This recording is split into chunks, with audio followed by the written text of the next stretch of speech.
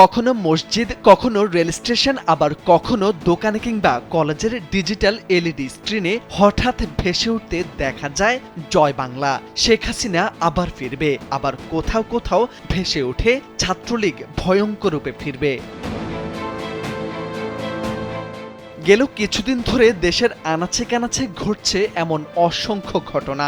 এতে অনেকেই বিড়ম্বনায় পড়েছেন, আবার অনেকে ভয়ে নিজেদের প্রতিষ্ঠানের এলইডি স্ক্রিন বন্ধ করে দিয়েছেন। কিন্তু কেন এমনটা হচ্ছে, আজকের প্রতিবেদনে জানাবো এর পেছনের কারণ ও সমাধান। সাইবার নিরাপত্তা বিশেষজ্ঞদের সঙ্গে কথা বলে জানা গেছে, এলইডি স্ক্রিনের সঙ্গে যুক্ত ওয়াইফাই হ্যাক করে বেশিরভাগ জায়গায় এমনটা ঘটানো হচ্ছে।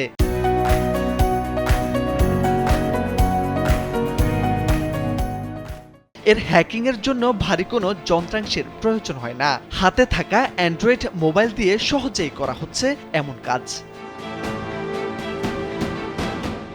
বেশিরভাগ এলইডি মুভিং বোর্ডের মাদারবোর্ডে পেনড্রাইভের মাধ্যমে লেখা ইনপুট দেওয়ার পাশাপাশি ওয়াইফাই সুবিধা থাকে। সেই ওয়াইফাইয়ের সাথে খুব সহজেই মোবাইলের অ্যাপস কানেক্ট করা যায়।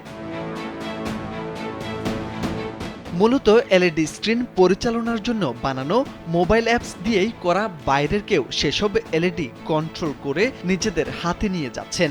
এলইডি স্ক্রিনে সংযুক্ত থাকা ওয়াইফাই কানেকশনগুলোর ম্যানুফ্যাকচারিংয়ের সময় থাকা কমন নাম এবং কমন পাসওয়ার্ডগুলো বেশিরভাগ ক্ষেত্রে অপরিবর্তিত থাকে, যে কারণে যে কেউ চাইলে সেইসব কমন পাসওয়ার্ড দিয়ে নিরাপদ দূরত্ব বজায় রেখে সহজে এসব কাজ করে ধরাছোঁয়ার বাইরে থাকতে পারেন।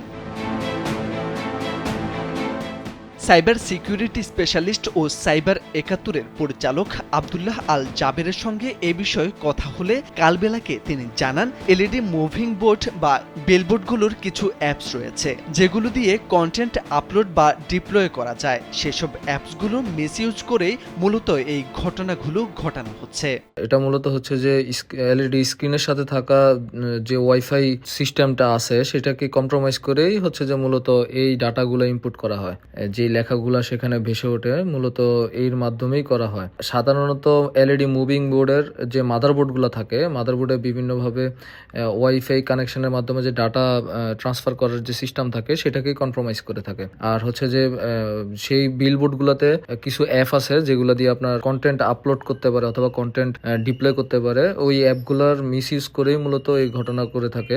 সাইবার ওয়ারিয়র্সের এই পরিচালক জানান, এলইডি ডিভাইস বন্ধ করা লাগবে না, কিছু সুনির্দিষ্ট উপায় অবলম্বন করলে এর থেকে পরিত্রাণ করা সম্ভব।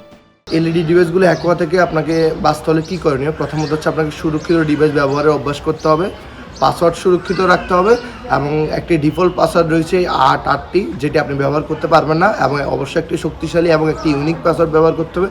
পাসওয়ার্ড সংখ্যা, বিশেষ চিহ্ন বা বড় হাতের অক্ষর ব্যবহার করুন এবং অবশ্যই নিরাপদ ইন্টারনেট ব্যবহার করুন। যে ওয়াইফাইটি ইউজ করেন আপনার ওয়াইফাই পাসওয়ার্ডটিও শক্তিশালী রাখুন। WPA বা WPA3 বা WPA2 এনক্রিপশন ব্যবহার করুন। এর পাশাপাশি অনেকগুলো মেথড রয়েছে, যেমন প্যারেন্টাল কন্টেন্ট বা গেস্ট নেটওয়ার্ক সেট আপ করুন, যাতে অপরিচিত ডিভাইস আপনার মূল নেটওয়ার্কে প্রবেশ করতে না পারে। এর পাশাপাশি প্রতিনিয়ত ডিভাইসগুলো আপডেট রাখুন, তাহলে আপনার এলইডি ডিভাইসগুলো সুরক্ষিত থাকবে, আর কেউ হ্যাক করতে পারবে না। যারা এসব অসৎ উপায় অবলম্বন করে প্রযুক্তি ব্যবহার করে তাদেরকে চিহ্নিত করে আইনের আওতায় আনা কঠিন কাজ নয় বলে মনে করেন বিশেষজ্ঞরা। মোর্শেদ আলম, কালবেলা।